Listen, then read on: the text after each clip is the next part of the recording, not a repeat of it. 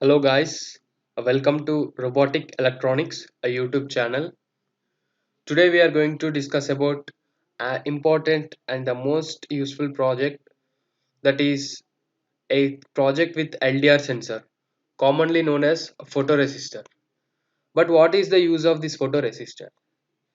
Generally, photoresistor is a component that has the internal resistance, and based on the amount of photon energy falling onto the plates present on this component, the internal resistance will be changing and giving a certain output as a output by sensing the amount of light falling on it.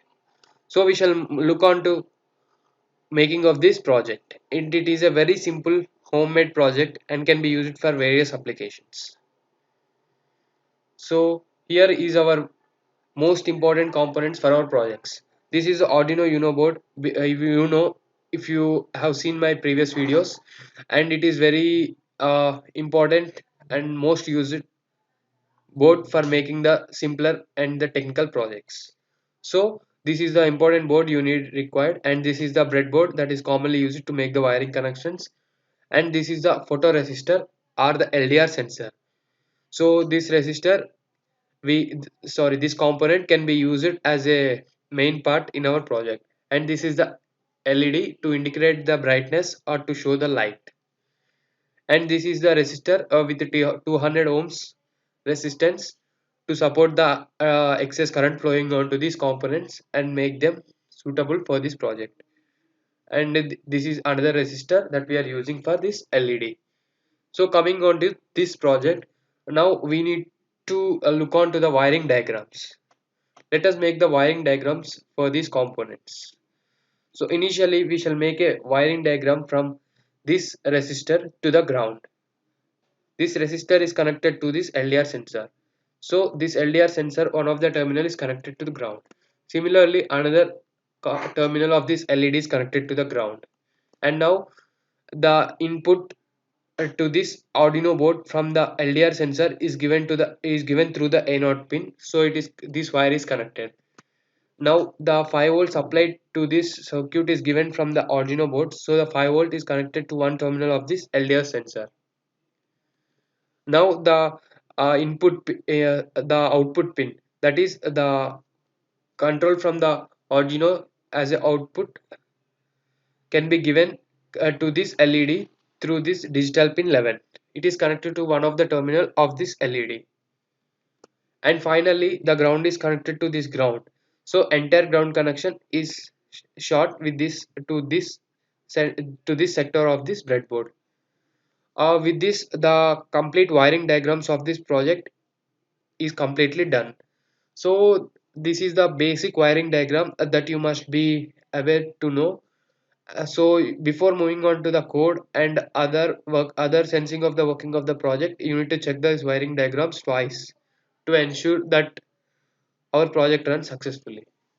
Now coming to the code part, here I have a pre-built code. You can take the code from the description, but let me explain the code. Here initially an integer value storing variable value with the value 0 is stored in it and in the void setup. Before moving on to this, let me make an important note point. Void setup is run only once during the program, during the simulation.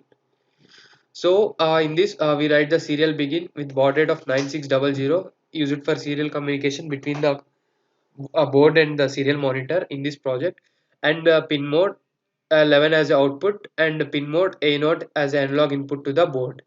This is the complete about the void setup. Now coming to the void loop, in this the analog read, that means the input analog value read from the LDR sensor is stored in the variable value, and if that value is less than 10, we give digital write 11 as high, that means the LED is glowed. Similarly, it is printed on this serial monitor with that value, that means amount of value, and if not that, the LED is turned low and that is printed on the serial monitor. So with this, the code explanation is completely done. For any reference in the code, you can check the description. So this is the serial monitor option. You can look at here the serial monitor.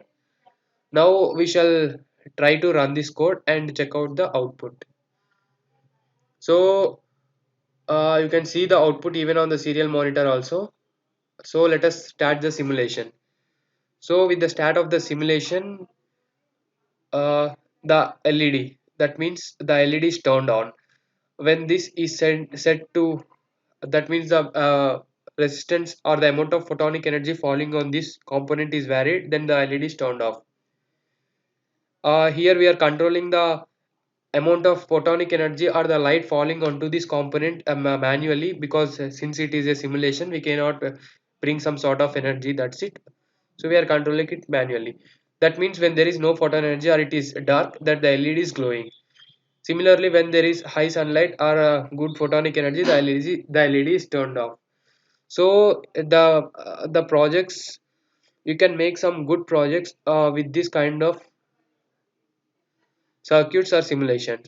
Uh, Let me explain that if at all you are going to make some automated street light, you can use this circuit. For example, if you are making a automated street light, that means the street light must be turned on only during the night. Obviously, it will be turned only during the time when there is no light. So during that time, it has to be turned on. But a continuous turning of that light will waste its electricity. So to eradicate or to solve that, we can turn on only when there is no light below in the belong surroundings. That means no vehicles are moving on the road. That means the road or the street is completely empty and there is no light present. So that the street light can be turned on, because only it can be useful during that time. For that applications, you can use this circuit or this simple project as an your application. So in this way, this project can obviously help to solve some applications in the real-time life also. So this completes the explanation of this project. Thank you for watching this video. Please subscribe to this channel, Robotic Electronics. Please like this video. Thank you.